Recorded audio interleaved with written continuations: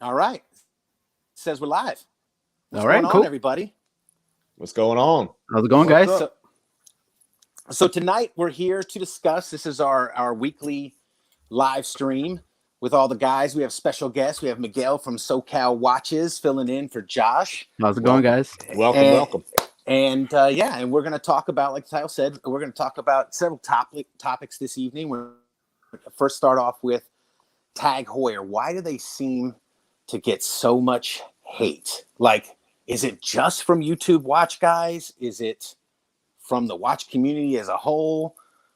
Why? What's the deal with that? Then we're going to talk about, people's collecting habits, basically, and the direction of their collections, and then we'll finish it out with complications. What do you like, dislike? How many you got? All that other kind of stuff. So why don't we just kick right into it and let Chris? Why you think? Start off with Chris here. Why do you think Tag Heuer gets so much hate, or do they get a lot of hate? Tag Heuer get a lot of hate. I've done videos with Tag Heuers in them, and people just love to get on Tag Heuer about just general, they've had some problems in the past, and Heuer, when Heuer was Heuer, and they were in their heyday, they were making some amazing watches. They were making some amazing chronographs. They were doing some Mm-hmm. really great stuff. Then they were bought by uh, Tag, I think it was. I think it Yeah, was they were Tag. Yeah. It was yeah. called Tag, right? Technique, And and technique de avant-garde. Yeah, yeah, Tag. There Yeah. you go. and when Yeah. they became Tag Heuer, they started putting out a lot more quartz, and then they've had other problems where they put out a few movements that were had the architecture that were similar or based off of the designs of a Seiko movement, which in Right. my opinion isn't that bad because Seiko movements are very reliable, and if they're making Yeah. it in Switzerland, if it was designed in Japan, that kind of is like the best of both worlds for me. But yeah, what? Well, yeah. I mean, we basically spoke about that. You want to go? I was hoping you would mention that. You want to go a little bit deeper into that because you had a little bit of knowledge, more knowledge than I think most people had. I think most people believe, and correct me if I'm wrong, but I think most people believe they just bought the Seiko movement and slapped it in their watches, and they No. said, "This is our own No. movement," and that No, was it. they bought the plans from Okay. Seiko. So Okay. from what I've read in the past, and I Right. haven't done research on this in any Mm-hmm. any depth, but they bought the plans from Seiko, and they made the movement their own, and they've made that. It's a very good movement. Mm-hmm. It's a column wheel chronograph. I think it's a chronograph movement. I forgot what number it is, but it's a pretty good movement. And Seiko, I mean, if anybody has owned a Seiko chronograph, they're excellent, especially their mechanical chronographs. Their quartz chronographs obviously are very good, and they're mecha quartz, but this is not what that is. We're talking about a true mechanical chronograph, column wheel clutch.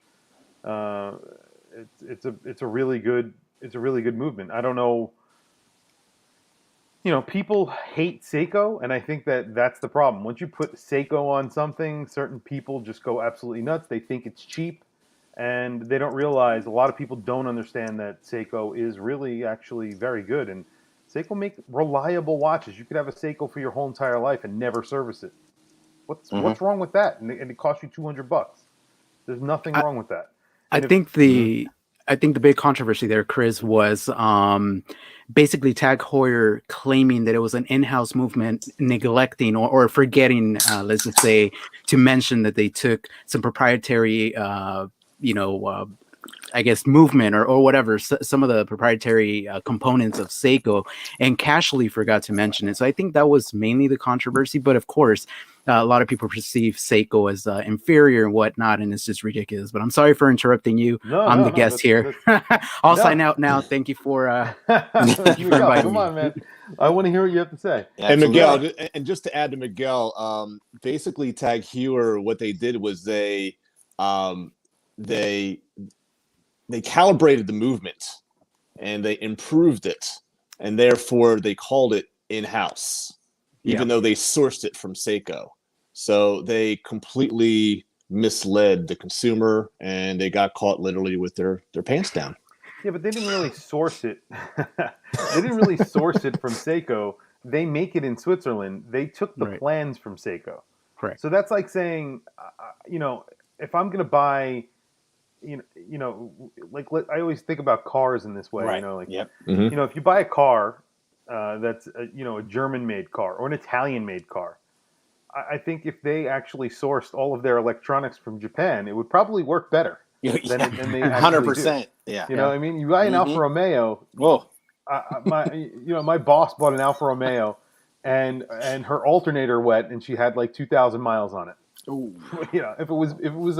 If that was a Honda, forget about it. It would Yeah. be Yeah. 250,000 miles before the alternator went. But Did you know Toyota Camrys or Toyota actually has a plant in Kentucky in the United States? Yeah. So All right. They got them in Well, Texas too. I have a Tundra. Yeah. It's made in Texas.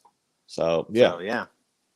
But I mean, just because we're talking about. Listen, I've never had hate for Tag Heuer. Actually, never really owned many Tag Heuers. I've owned a couple, and I think they're great watches. I think they're really good looking watches, and some of their watches are they're a little crazy. They make some really crazy like Carreras that are in ceramic, and they make some cool watches. I think they look good.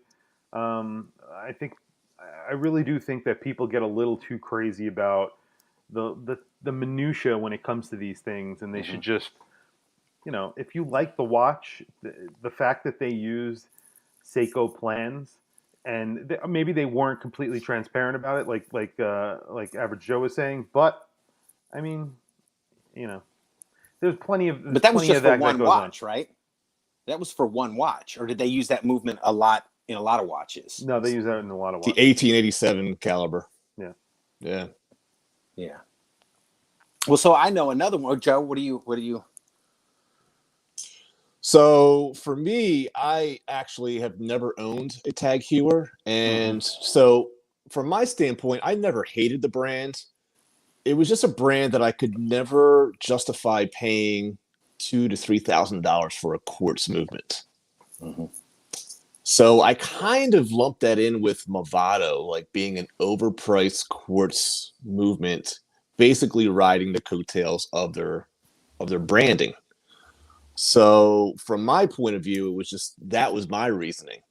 But from what I hear with others, we discussed already that Seiko in-house thing. But I think the big thing about what the big hate about with other people is just that they're just really just overpriced watches that you can get a lot more for your money with other brands. So. I mean, and also even with their automatics, I mean, they're using Solita movements. They're not using anything really special in a lot of their watches. So, I don't know. That's kind of my take on the hate of Tag Heuer. Miguel, what about you?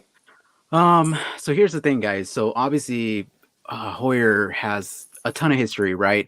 1860, first watch actually in space. Look it up. Not in the moon, obviously. We all know that's the Omega, but a lot of rich history with this brand, and I absolutely love Heuer. But it kind of got Tag took it over in the 80s up until like the 2000s, and then LVMH took over. Obviously things are a little different now with the reissues and whatnot in collaboration with Hodinkee, and I think they're in a good trajectory now, and they're going to change the bat that they did in the 80s and the 90s, right? But that's the problem, right? That what happened in the 80s and in the 90s, it just kind of tarnished their reputation.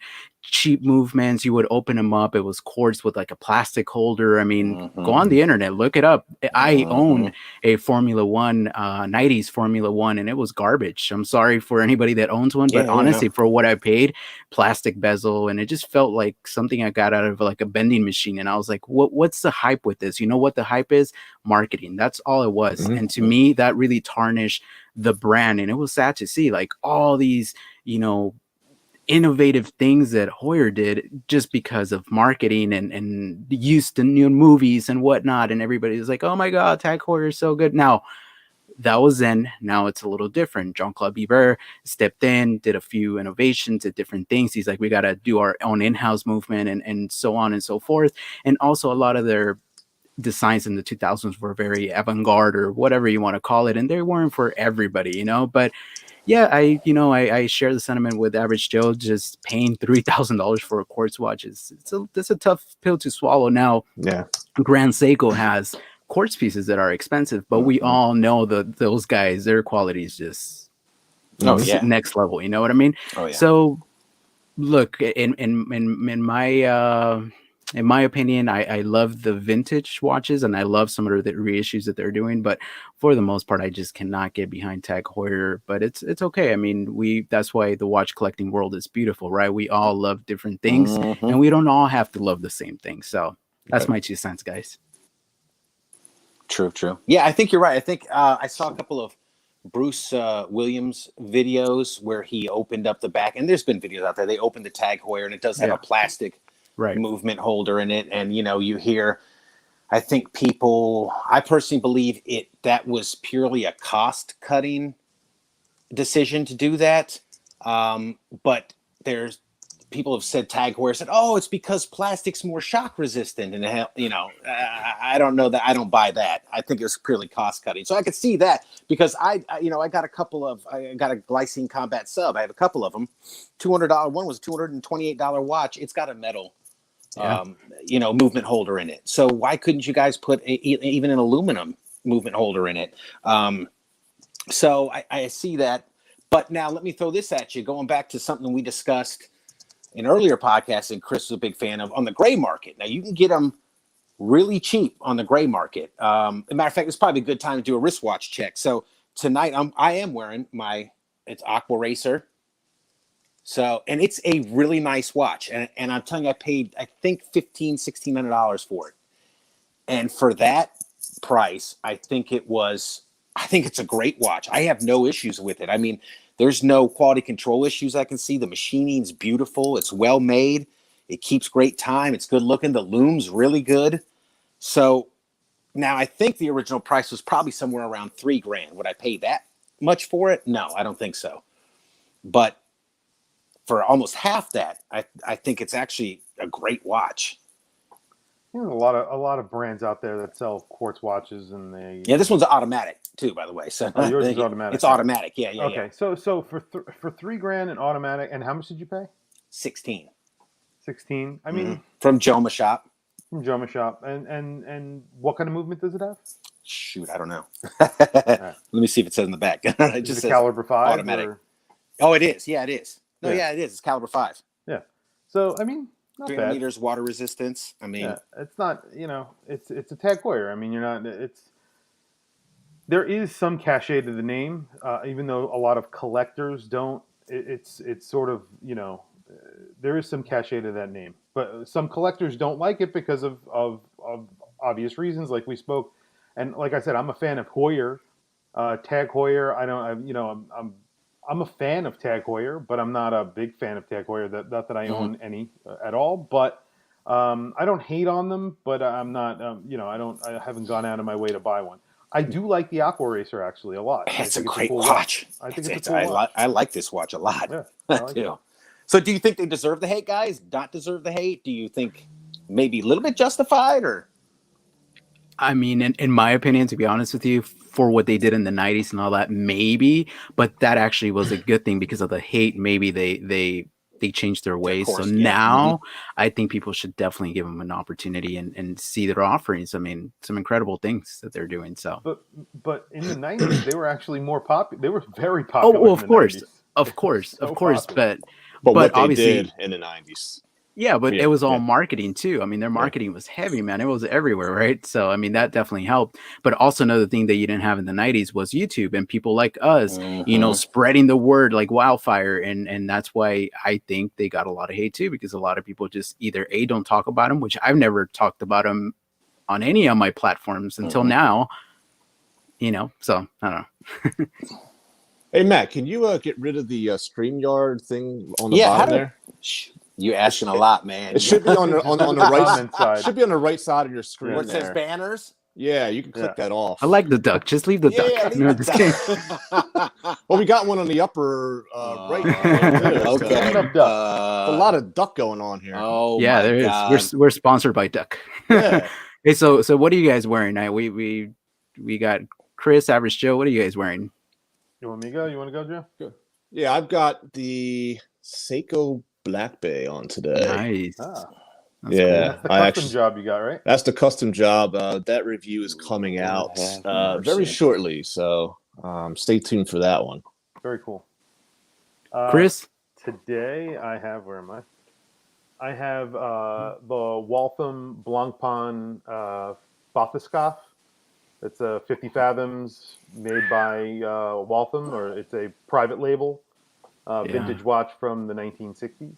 Wow, that's beautiful, Very nice. Yeah, and I have a bunch of watches on my desk, but because we were talking about Tag Heuer, I brought this watch, which is an Abercrombie and Fitch branded Tag Heuer That's awesome. Seafarer from the 1940s.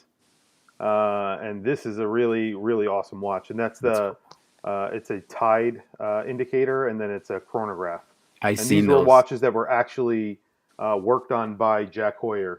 So pretty cool watches. Those are pretty expensive now, right, Chris? Yeah, those are very, very They fetch expensive. a pretty penny.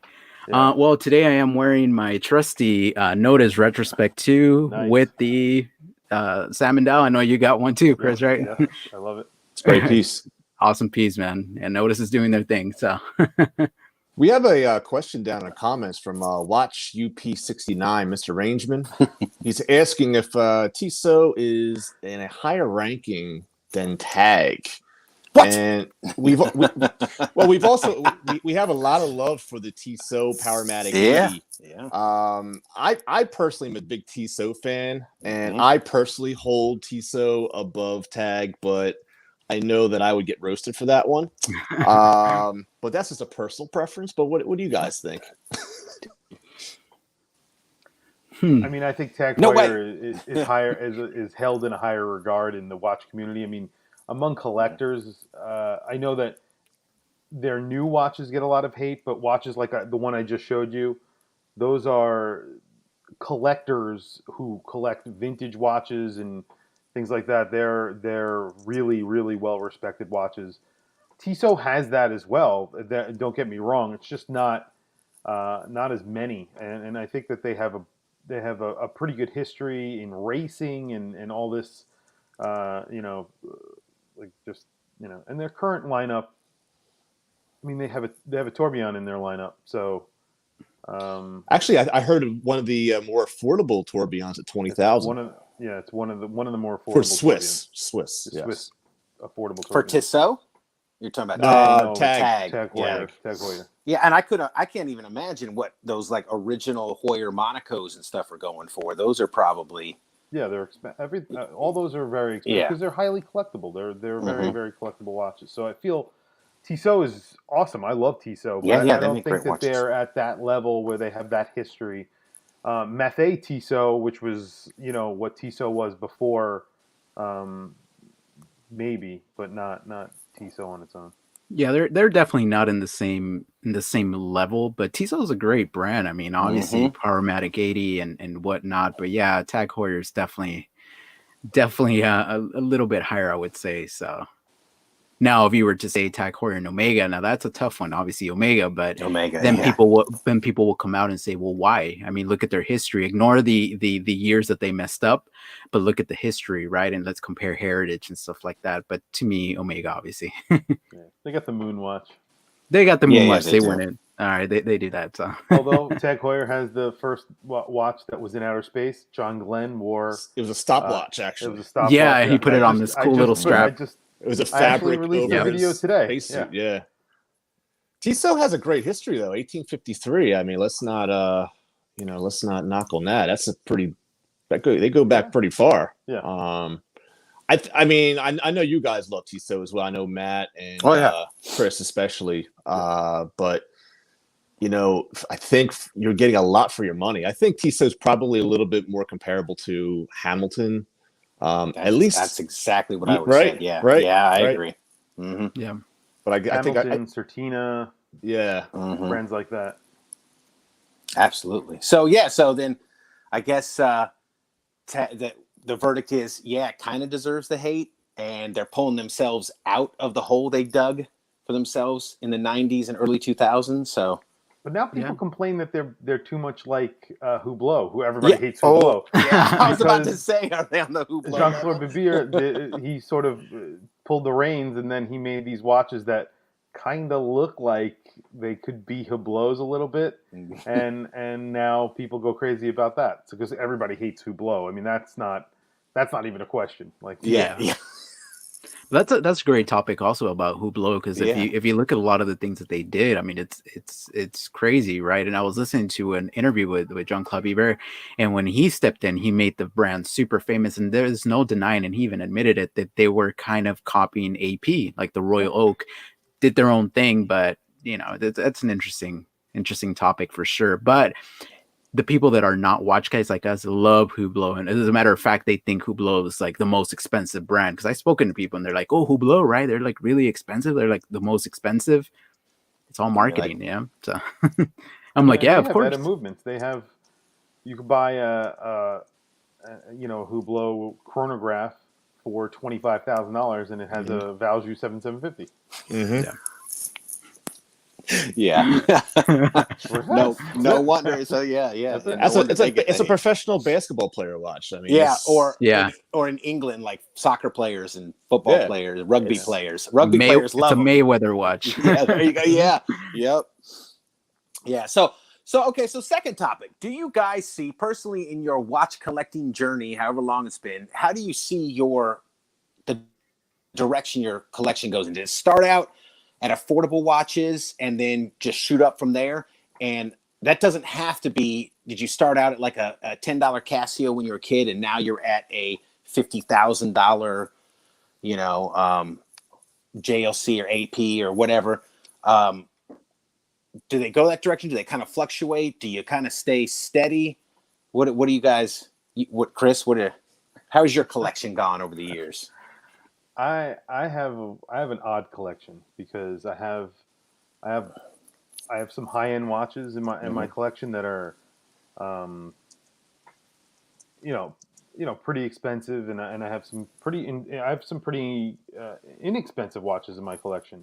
I really like Seiko. I love Seiko, and I love I love micro brands. I love Timex.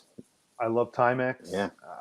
These are brands that I really love, and then I also love really high end brands also. But the kind of the way I want to put it is, I see the value in watches, and I would never, and I've said this a million times on my channel, and I've said this on here a million times on our live streams. I don't like to pay full price for things, so but I see the value in things. So it could be, it could be a $50,000 Vacheron that, Right. or it could be a $100 Timex. I very rarely pay full price for anything, so I always try and find it in some other method that I can get it at a discount. But the only time I ever pay full price for a watch is usually with a micro brand. But if I'm buying something that's higher end, that's usually I find it at a discount. But the way I've collected throughout my entire lifetime of collecting, I find myself sitting at my computer, and I'm looking at really high end watches, and then I'm like, I'll find a watch that's similar aesthetically, maybe, or spec wise, or something that may be completely different, that sort of satisfies that want for the moment, and I'll buy something like that. So a lot of micro brands do that for me, and also I find myself gravitating more towards vintage watches recently, and getting into that, and then listen, I've sort of come full circle, and I will buy an expensive watch, and then I'll buy an affordable watch, and then maybe I'll sell like three or four affordable watches, and end up buying a more expensive watch, or maybe I'll sell an expensive watch, and then I'll buy some micro brand watches with that money. You know what I mean? So I just constantly am moving back and forth, and that's what my collection is right now. But it has progressively, I've progressively bought more and more I'm going to use the word higher end, High end, not just right. not expensive by that. Mm-hmm. I mean, Mm-hmm. they are expensive, Right. but I've constantly gone higher end. I want something that is in house. I want something that is got a Geneva seal. I want something in that's a sports bracelet version of, and something designed by Gerald Genta. Something that's, and I keep on coming up with, with these things that I feel like I want to have in my collection. Do they always stay in my collection? No. So then, but I may have started out, collecting just, Seikos, a couple of Swiss-made watches, and then I slowly built up and up and up and up and up until, I don't know, sky's the limit. Joe, what Nice. about you? So it all depends on what's in my bank account. Great answer. Right. I think I can look throughout my entire collection and see where I was in life, and I think that's part of the intrigue of watch collecting, and really the stories that you could tell when someone looks at your collection. I have over 50 watches in my collection currently, and to some people that's absolutely outrageous, absurd, waste of money, blah blah blah. To me, I love watches, and it's just something that makes me happy. And one of my first watches was a Fossil. Actually, this is my first watch. I actually have it right here. This is the Big Tick. This is a $40 watch. And then my second watch was a $650 Seiko Kinetic. So I'm kind of all over the board, but I think when I was doing really well in sales is when I was buying like my Grail watch. So I bought a couple Breitlings. And then this past year, with the epidemic, I've actually been unemployed for the entire year. And I've actually gone to more affordable watches. Again, reflecting and just being a responsible watch collector, and knowing that I need to feed my family. So, and I've actually been very blessed this year as well, getting a lot of watches in for review, able to keep some, with this one being an example from Matthew and Sons. So That's cool. it's just, for me, it's just reflective of my bank account. What about you, Miguel? Ah, man, this is a tough one. I mean, I see where the question's coming from, and I guess the answer that everybody wants to hear is, you started off with a cheap watch and then realize the potential of the watch industry, and you moved into, like Chris said, Geneva striping and a tourbillon and this and that. And I wish I could be there too, but my bank account obviously has a big effect on what I buy. But even if you don't have a lot of money, that doesn't mean that you can't get anything good, right? Like, this note is retrospect. It's not a high-end watch by any means, but when I got it, I paid $350 for it. I didn't get it new. I got it secondhand, and I was so happy with it. In fact, I'm still happy with it, and I can't believe I paid $350. And to me, before I got into watch collecting, it was all about showing off, if you will, right? And people saying, hey, what watch is that, or what brand is that? So of course I always wanted the Rolex, and not that I owned one, but I wanted the Rolex and the more expensive things. But as you kind of dig deeper into your watch collecting, you start to realize, what, to me, it's not even about the brand anymore. It's about what I enjoy. I'm not here to show off to people. I'm here to show off to myself. Is what the feeling that I get every time that I put it on. And I don't care if I get a compliment, that's awesome. But if I don't, I just don't. But to answer your question, yeah, I'm kind of all over the board, and I have an Omega Speedmaster in my collection, and it's one from the 90s. And to be honest with you, I compare that to like something like this, and I'm like, man, the finishing on this and this just looks so much nicer than that. But I respect the Omega, and obviously I know Omega is a big brand, and the Neo Omegas are obviously finished to a completely different level, and the quality is different. So I'm not bashing them at all, but I paid like 13 for that one, 1,300. A new Omega Speedmaster, you're not going to pay that. You're going to pay a lot more than that, and I don't think I'm in a position right now to get one, and I would love to get one, but not to show off, but more as a grill piece, because I admire the design, I admire the history behind it.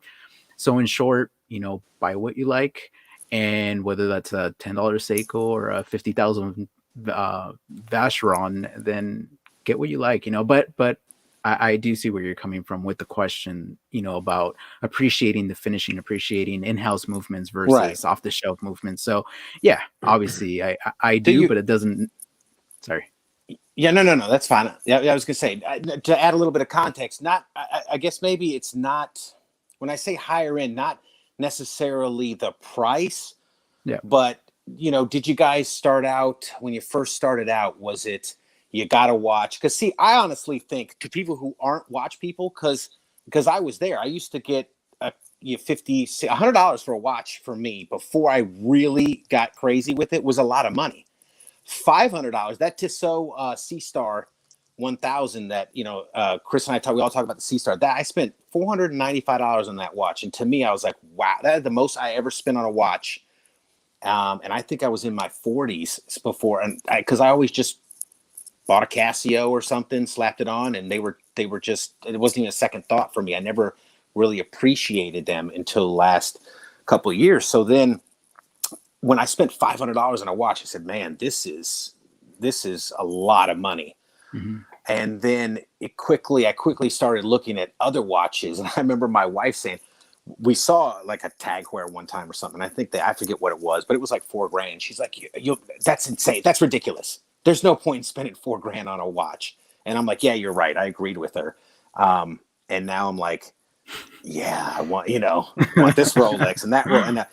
But now you bought $20,000 watches this year. Right, yeah, holy right. smokes! So what happened to you? Yeah, caught the bug. But I wonder if maybe like Chris was talking about, is it like with cars, when you got your first car and it was a crap box? Was it most people get a really crappy used car as their first car, but they yearn for a newer car or a better car, and as they get older and like Joe said, maybe as they make a little bit more money, they buy a little bit nicer car, or they buy nicer things as they get into something.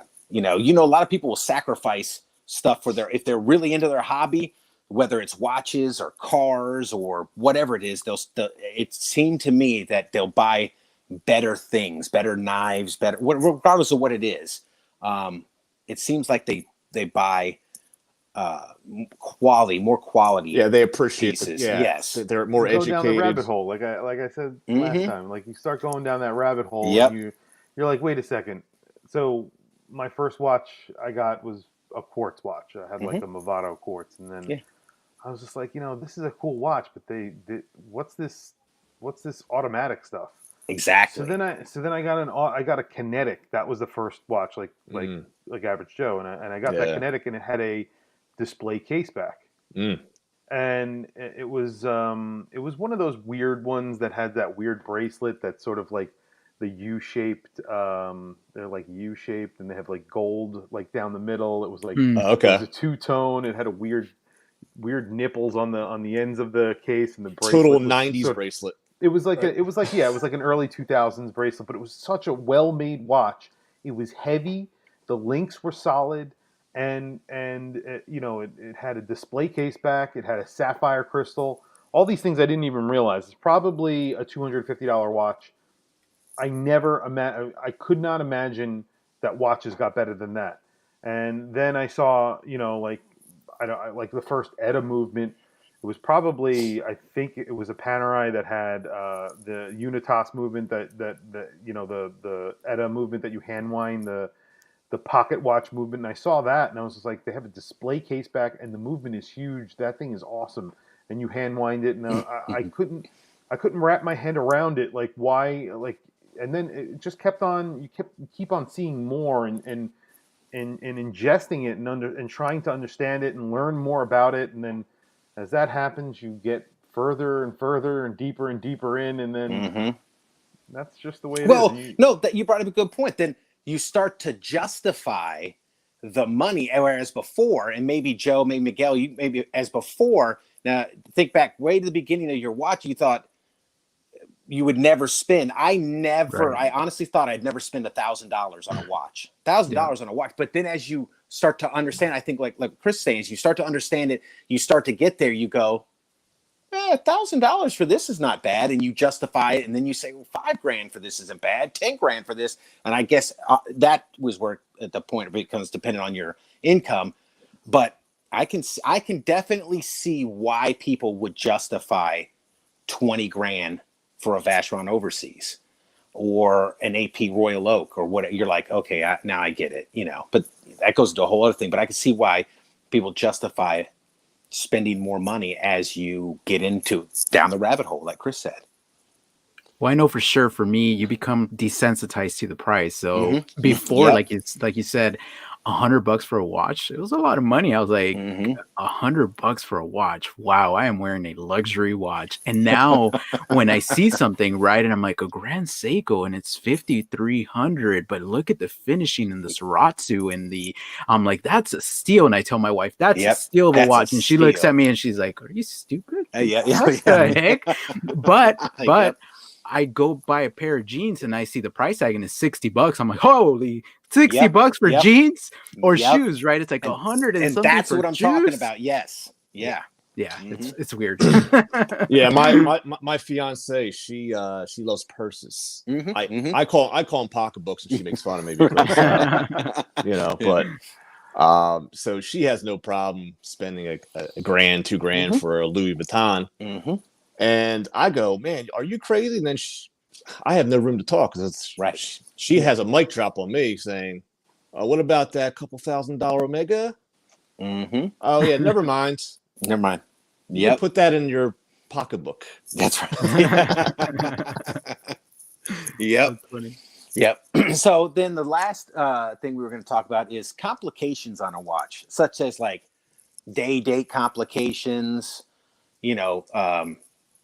what's the perpetual calendars, moon phase stuff. Do you like a lot of complications on a watch? Do you like them clean, the dials clean? What do you like? What don't you like? Chris, what do you think? So it kind of ties into what we were just talking about because when I first started collecting, I was super into getting all different complications. I wanted chronographs. Then I was like, I want something with a moon phase. I want a moon phase chronograph. I want a split second. I want Yeah. I want this. I want that. And then I wanted to have all these watches in my collection. And then at some point, I don't know when, it was in the last few years, I kind of just stopped looking for all of them, and I was not interested in watches that weren't a chronograph for some reason for a long time. I don't know why. I was just obsessed with chronographs, and I got to be honest with you, I never used a chronograph once. Right. Like, Yeah. I've never had the time or anything. I don't know. And then something happened just like in the past few years, maybe the past 5 years. I've been collecting for like 25 years. And in like the past 5 years, I just started appreciating a time-only watch, and now I'm actually at the point where I'm like, I don't even need a date because I don't need it. I just don't need it.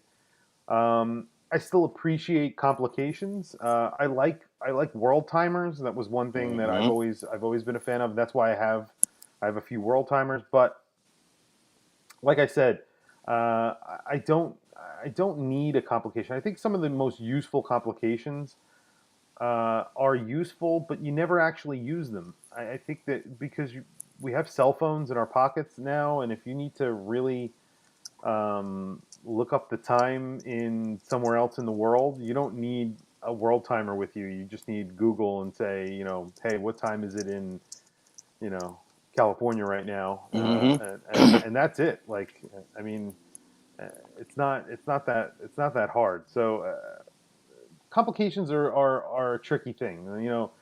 I, I would like to get a tourbillon one day, but do I need something? What's it do?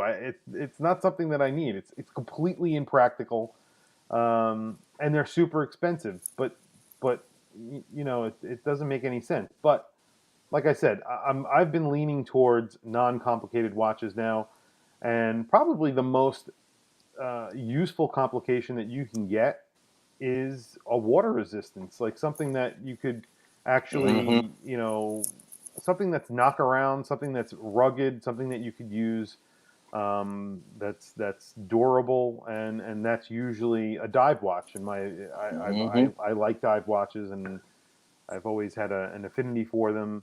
And that's really it. I mean, you know, like I said, I've gone down that road, and now I've come back up that road, and I'm sort of at the point where I'm actually getting I want things so simplified.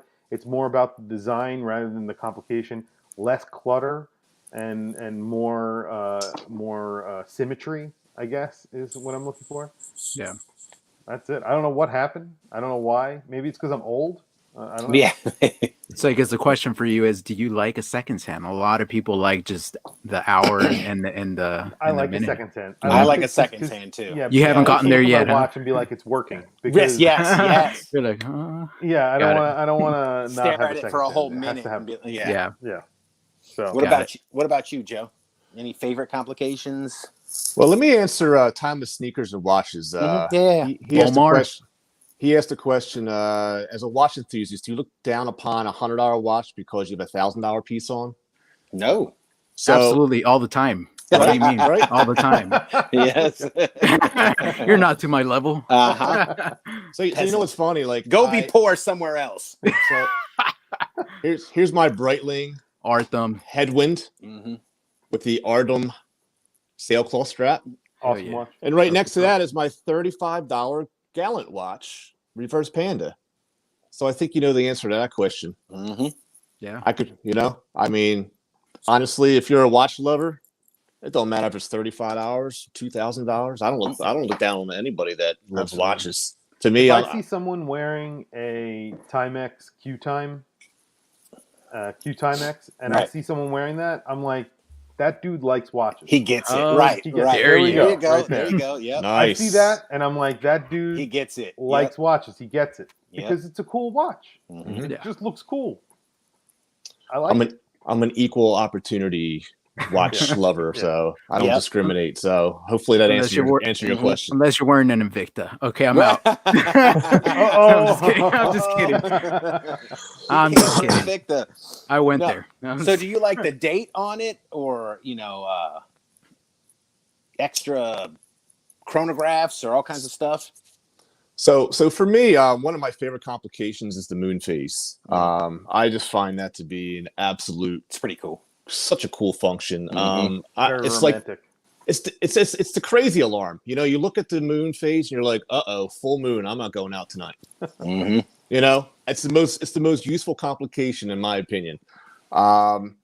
So my other complication I really enjoy, and I hate to bring this up again, but I like the day of the week. Yeah, the day on the to watch. Mm-hmm.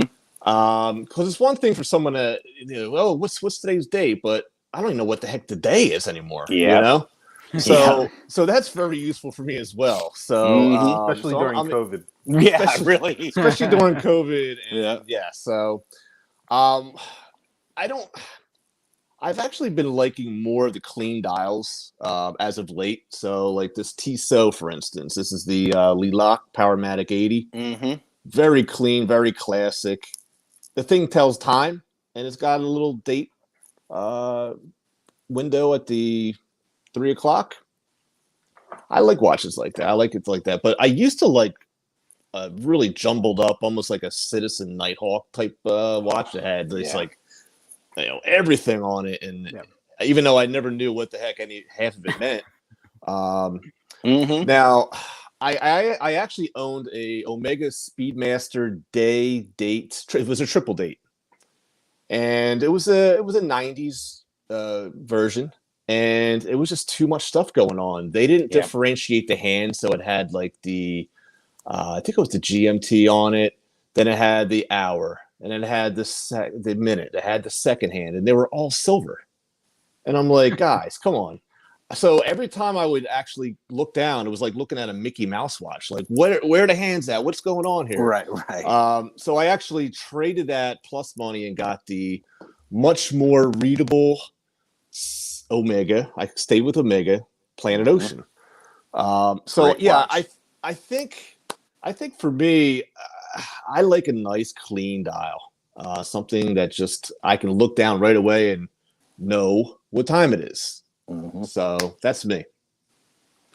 Miguel, what? That's an interesting. So honestly, I can appreciate a power indicator, but I hate the That's a way that Grand Seiko does it. I Mhm. don't like it. I'm sorry, guys. And other watches like Orient has some horrible. The symmetry on it is just horrible. So to me, Mhm. it's a cool complication. And don't get me wrong, I Yeah, no, love that's a good having it. one.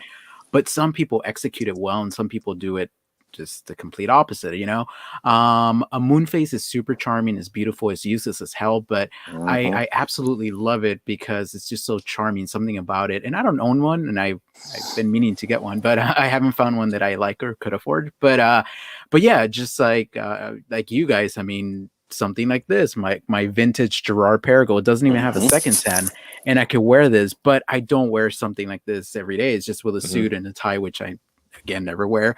But I like having variety in the collection because it's once you become a collector, or should we say addict, you just gravitate towards different things every day, and your grail changes every single day, right? So it could be a dive watch or an aviation watch or a dress piece or whatever, and every single piece has its different complications. So yeah, I mean, the only thing that I don't like is a power reserve when it's done poorly, but other than that, man, I love everything. I No, like the that's Power that. Reserve too. I gotta Yeah, say. yeah, that's cool. No, I forgot about the Power Reserve. Power Reserve's a good one. So for me, I prefer just the basic date on it. I think that's the only complication I like on a wristwatch is the date. Because when I look real quick, I want to see what time it is. Like Joe said, I forget what the heck date it is, and I don't Mhm. like to dig in get my phone out. What day is it today? Oh, Yeah. I can just look right down and say, oh, it's the 13th, and it's this time. So a date. It's not totally necessary because my Tudor Black Bay doesn't have one. My Milgauss doesn't have one, so it's not. It's not like I have to have a date. But you guys are right. The chronographs, I got quite a few chronographs. Never use them. Kind of make excuses to try to use them. Let me time. I'm gonna cook a pizza. Let me time it on here. Like I'm gonna, Mhm. So, and then I got an Orient Sun and Moon version 4 that's got a little moon and sun thing at the bottom, which is kind of cool. I like to look at it and Yeah. say, oh yeah, the moon's going down. But like I said, useless, completely useless, but cool. So for me, if I had to say, my favorite complication would have to be just a date only, and not Yeah. not anything more than that. And it really doesn't have to have, kind of like Chris, if it's clean dial, or you guys, if it doesn't have it, it's no big deal to me. I prefer it, but Now let me get your opinion on something. So date windows, if executed correctly, is awesome. So 3 o'clock, 6 o'clock, but when they do it at the 4:30, it just drives me insane. I really, cannot say, yeah, I cannot stand the 4:30 date. It just looks weird to me. The symmetry is just weird. I don't know about you Yeah, guys, but I'm with you on that one too. yeah, I'm actually a big fan of it at 6 o'clock, yeah, but me too. yeah, I think that looks really cool. But you're right. Actually, I just saw a watch recently. It had the Arabic numbers, the 3, 4, 5, and you had the date window right in between the 4 and the 5, and it totally just looks odd. Yeah, It's like you squeeze that in there. It doesn't belong. There's no balance. So I totally agree with you on that it one. doesn't bother me at all. I mean, really, no, it wow, doesn't bother me at all. Matter of fact, I have to be honest with you. What bothers me the most about a date complication is if I can't see it. Like if they try to for I don't know what do you want to call it, for beauty reason, to match when they really try to match. You ever see watches? Because my Omega Seamaster does that. It's like the date wheel yeah. Look color at is this. matched with the I don't know dial, if you could see it, Yeah, but and you color match can't date and wheel. you can't read the Notice does date. that. So they Yeah. I love that. I actually love I that like that. because I gotta be honest. look, I like if you color see match. this, look at Mm-hmm. the Timex. It just stands out like I mean, I love both of these, so Right. it's just it's a Mhm. matter of preference. But to me, look, I'm gonna be honest with you. So when a company goes above and beyond and matches the date window to the dial, it just Mm-hmm. shows that level of detail that they said, hey, that these guys didn't just buy the movement and slap it on. No, they went that extra mile to see Yeah. how we can match it so that it's art, man. It really at the end, we don't need this stuff. This is art. So when I look at this, it's a piece of art. So, but to each his own. I love it Right. all. So Shoot, I like when a date window is got a bright white date window, and then you know what? Then box that sucker in a white, so I can with so fluorescence, so I can really see it. yeah, Loom date window. Those are cool too. Yeah. But Yeah, no, I like the legibility. I like to. My favorite ones are a mix of, like you said, art, because they're absolutely that. I mean, let's face it. A lot of this is a male adult jewelry. You know, it's men's jewelry. You know, so I get it. But I also like them to throw a little bit of functionality in there too, because I'm getting older. My eyes are getting worse, and so I'm trying to see that small date window on a Seamaster at the 6 o'clock, and I'm like, what date is that? So, which kind of goes into the whole people complain about the magnifying bubble on a Rolex or on certain. This one's got one, but man, I love it because it makes those numbers pop right out when they execute it correctly. Some people hate that stuff. There's one. What do you guys think about that? The magnifying bubble on a date window on a watch. Doesn't bother me. It's a link collector. Yeah. Well, here's the thing, and I don't know about you guys, but when I see a watch with a magnifier on it or whatever, it reminds me of a Rolex. I just call it what it is. I'm like, oh, it looks like a Rolex, But yeah, if it's not executed correctly, then it's just it's a bug on top of the crystal. Right. It's not magnifying. So what's it doing there? But it's a love it or hate it. Started putting them on some of their new watches. Yeah, I saw that. Monster and the Alpinists. Yeah. Seiko. Oh, yeah. I don't know how I feel Videos about of that. People like superheating them and then chiseling them off the. I probably would do the same. It's almost. I don't know. Yeah, well, that's a good point. I guess it depends on the watch too, because you're right. To see it, that might seem a little weird on the Alpinist. It's a Cyclops, by the way. Yeah. So somebody corrected us here. Yeah, I forgot. You. Sorry, we got so much knowledge, horology knowledge in our brain that it gets it gets lost in there. I have a burning question for you guys. Shoot. I know this isn't technically a complication, but our diver. Why do we love divers so much? I mean, we love these bezels. What do you guys use the bezels for? I know it's for this all day. Yeah, I know it's like a nervous little twitch, right? Adult fidget spinner. Do you guys actually like time things with your bezels, or do you just fidget with them all day? I do. Yeah. I do. Tell me more. I don't.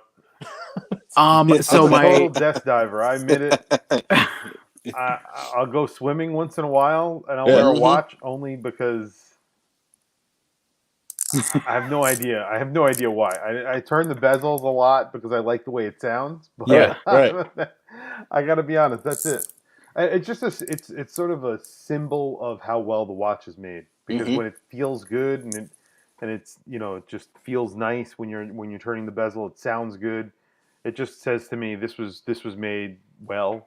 And then I'm a desk diver. I'm the first to admit it. I don't really. I sit at a desk all day. That's all I do. And me too. I really like dive style. And I guess that's the bottom line for me.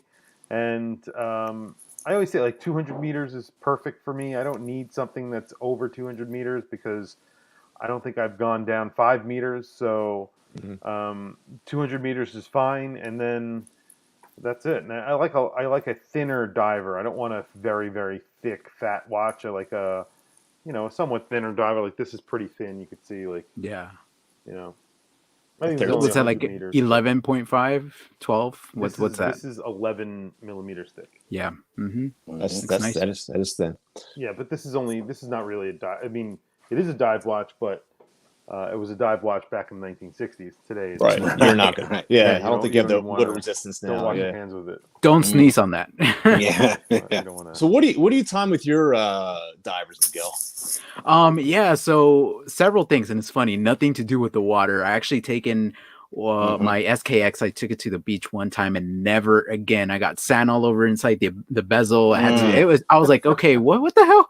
Wasn't this a dive watch? And I can't even use it around here, so never again. But we go walking a lot, right? So my wife's like, we need to walk a minimum of like half an hour. Like, okay, no problem. Give me a second. This is like, or. Our son wants some hard-boiled eggs. No problem. It's stupid things, but hey, it comes in handy. It's like, oh, look at it. Oh, okay, there it is, and it makes me feel happy. That's all it is. Gotcha. I can see the hard-boiled egg thing. I think I'm gonna use it for that now. There you go. Yeah, for sure. Or my son. He's 5 years old. He's starting to comprehend things a little more. So he's like, can I watch TV until whatever, or can I play until whatever? And I'm like, okay, 5 minutes or 10 minutes, come here, Yeah. let's set this. And then he keeps, is it time yet? Is it time yet? Is that hand there yet? So it's a cool way of like interacting with them with my hobby and kind of teaching them what the bezel is for, you know? So Mr. K in the comments likes to use his 200-meter watch just to wash the dishes. There you go. Yep. I think he's guaranteed to not get any water in his flush there. Let's face it. Honestly, how many people do you, especially nowadays that they have dive computers? If you listen to real divers, professional divers, they don't use watches anymore. They use dive computers. yeah. So they're honestly, I dig them because they're, for the most part, they're well made. They're, they look like they could take a beating. They have a lot of water resistance, which we all know water resistance isn't the actual depth of 200 meters. It's all this other stuff that goes on with it. So don't forget though, loom. Oh, absolutely. That's the other reason. Dive watches have the best loom. That's right. That's right. Because you have to be able to see them in murky waters. That's true. That's right. That's true. That is very true. Mm-hmm. So how do they do dive computers? They just hit a button, it lights up. I don't know. I don't dive. Dive computers light up. Indiglo. Yeah, that's what Indiglo. They're made by Timex. Yeah, they're all made by Timex. Exactly. Yep. That's awesome. So yeah, anybody? We've got a couple minutes left. Anybody's got any questions in the comments, or you guys got anything that David Schwartz had a question about an exposed. What's up, Schwartz Force? Yoga hands. Hands. What do you all think of a date wheel where more than one is exposed? Like you can see, I guess, like 8, 9, 10, and it has an arrow on that. What do you guys think?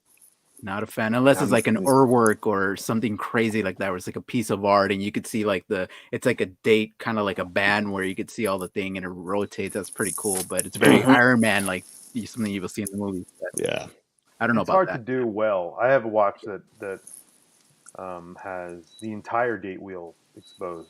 Really? What is it? It's a Vacheron. It's the Key to Lee. Mm-hmm. It has a sapphire dial, so it's a completely sapphire see-through dial. So the whole date wheel is exposed, and what happens is there's a disc that sits on top of it, and the disc is actually tinted dark. Right. And there's one area where it's not tinted. So then when it turns, that's the day. So it's the one date that's not tinted. It's done really well, so it looks really good. The dial is very busy, but it's really cool. That's cool. So yeah, I think it's all dependent on how it's executed. I did a review of it. I got this San Martin chronograph that's got the date around on the chapter ring, all the numbers around, and it's got a fourth hand. Yeah. That's got like a little red crescent moon that points to the date. And that one's a little hard to read, but I think it's kind of cool. I was being hypocritical. So my Aura is pointer date. I mean, I love this thing because I mean, you do have right there, right around. It's a date of the whatever and of the week or the month. So that one has 4 hands. Yeah, it does. Yeah, it has the hour, the seconds, the minutes, and the date pointer. Yep. Yeah, it's super cool, man. It's a 60s piece, so very cool. My fiance asked, "What was the last watch you guys bought?" Milgauss.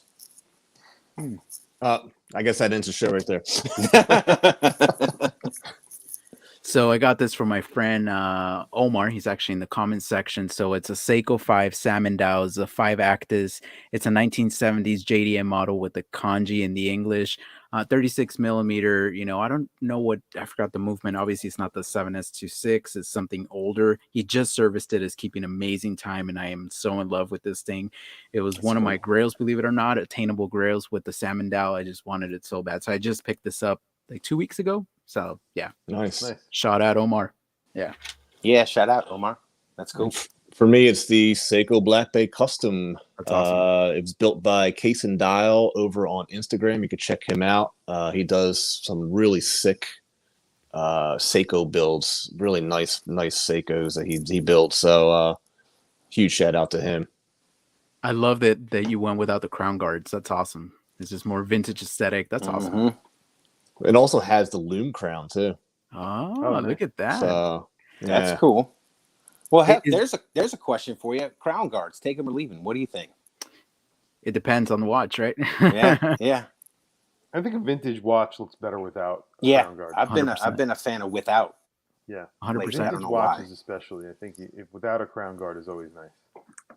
Well, I have a Swiss watch company watch here, and they have crazy crown guards on this thing. Oh wow. Yeah. Look at So it depends on the watch. Like this one makes the watch look huge. I think this one probably could have maybe done without it.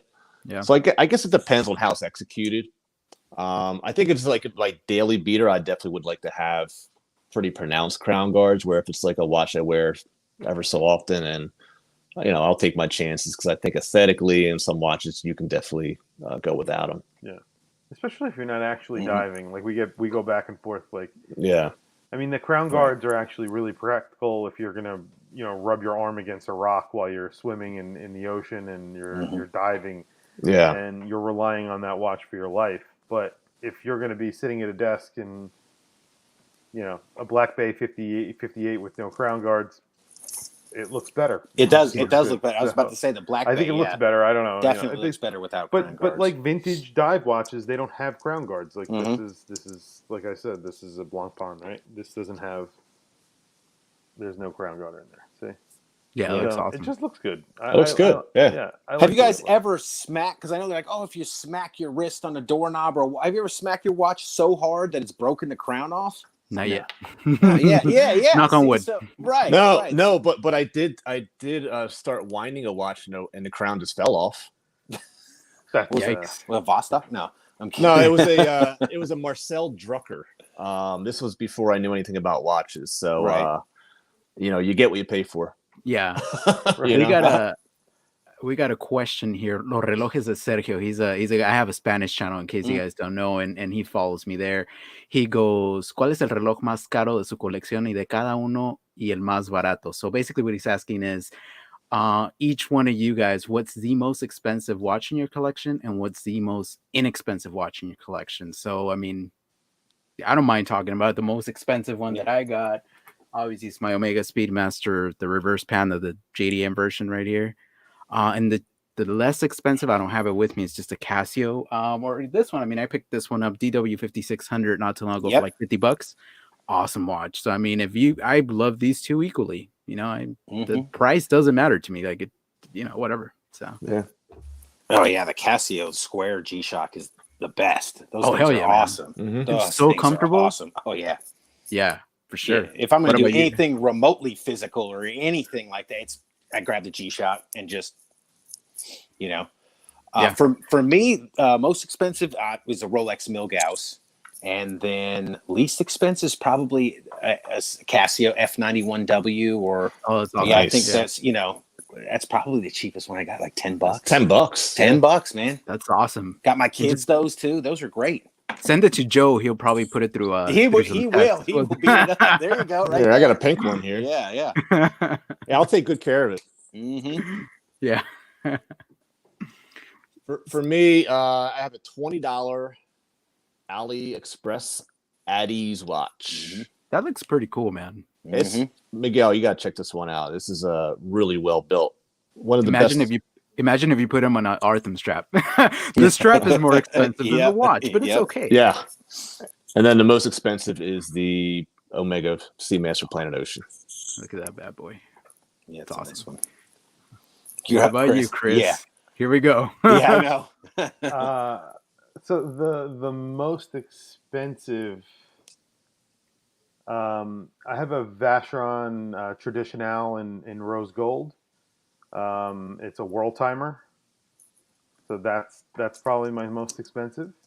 And then my least expensive is another world timer, and that is the Casio world timer. Nice. So Mhm. I have a few world timers. The Casio Royale. The Casio Royale, Yeah, it's probably yeah. like a $15 watch. Yeah, I think it's It's an awesome got watch. one of those man. too. Those are great, man. It's a lot of love. I mean, the community definitely loves those. I don't have one I yet, but filled maybe mine in with the oil. future. I have two of them. I filled one, and I kept one normal without oil. That's cool. Yeah, people do. They do those mods, right? They like modding Yeah. those watches, so that's pretty I cool. took it apart and I painted it, and then I put it back together, and I put oil in it, and people That's called such me a cool lot mod. of names for a lot of names. God. I was like, all right, well, That's a cool project to do with the kids. Hey, you want to destroy a watch? I mean, modify a watch? Right. Let's You do know, it. I was on a forum, and there's a dude who literally, average Joe, the watch that you just, I think he has it in neon pink or neon yellow. He did Oh, the exact same thing, except he filled it with olive oil. He filled it with olive oil, and he works on an oil rig, a deep sea oil rig where they were drilling, and it was off of I actually put a link to this thread in the video that I did where I filled my watch with oil, and essentially he took that watch, that watch that was filled with olive oil, and he strapped it to the rig when he was drilling. He took it down to, I forgot, it was like well over, it was like 900, I think it was like 900 meters or 1,000 meters, Good whoa. something Lord. around there. You're talking about a watch that literally has, what is the water resistance on that? If it's 30 meters, I would be very surprised. I think so. Yeah, I think it's 30. Maybe. Maybe. What, talking about the world time? No, the one Casio- the little Casio. I don't know which one. Oh, that the is, F91W. Yeah. F91 or yeah. Yeah. and it went down that far. Wow.